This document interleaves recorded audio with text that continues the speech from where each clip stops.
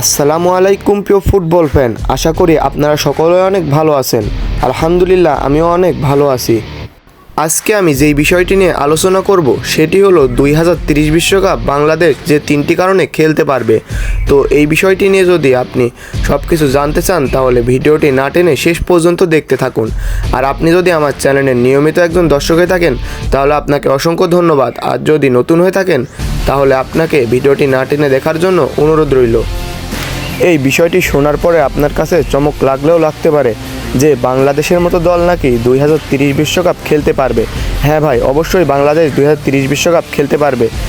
কারণ নাম্বার 1, কারণ বাংলাদেশে এখন আসছে বাইরের দেশে লিগ খেলা ফুটবলাররা, যেমন ফাহমিদুল, তারপরে রয়েছেন হামজা চৌধুরী এবং সামিদ সোম।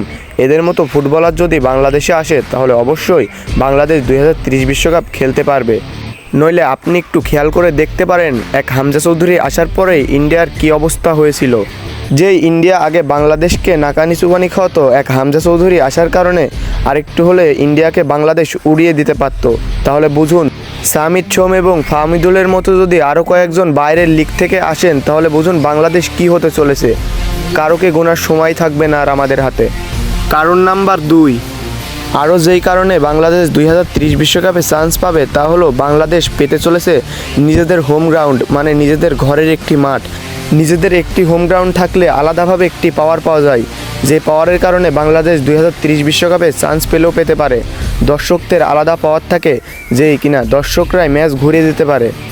কারণ নাম্বার 3, আরও যে কারণে বাংলাদেশ 2030 বিশ্বকাপে খেলতে পারবে, আর সেই কারণটি আমাদের নিজেদের হাতেই রয়েছে। কারণ আমরা আমাদের নিজের দেশকে ছেড়ে অন্য কোনো দেশকে সাপোর্ট করি, যেমন ব্রাজিল, আর্জেন্টিনা, ফ্রান্স, জার্মানি। এদেরকে ছেড়ে দিয়ে বাংলাদেশকে সাপোর্ট করলে অবশ্যই বাংলাদেশ 2030 বিশ্বকাপে খেলতে পারবে। কারণ নিজেদের দর্শকরা যদি সাপোর্ট করে তাহলে অবশ্যই বাংলাদেশ 30 বিশ্বকাপ খেলতে পারবে। ভিডিওটি সম্পূর্ণ দেখার জন্য আপনাদের সবাইকে ধন্যবাদ। আর আপনি যদি আপনার দেশকে ভালোবাসেন তাহলে এই ভিডিওতে কমেন্ট করে জানান আপনি কোন দেশের সাপোর্ট করেন। আর আপনি যদি আমাদের চ্যানেলে নতুন হয়ে থাকেন তাহলে আমাদের এই চ্যানেলটি সাবস্ক্রাইব করে আমাদের পাশেই থাকুন। ধন্যবাদ।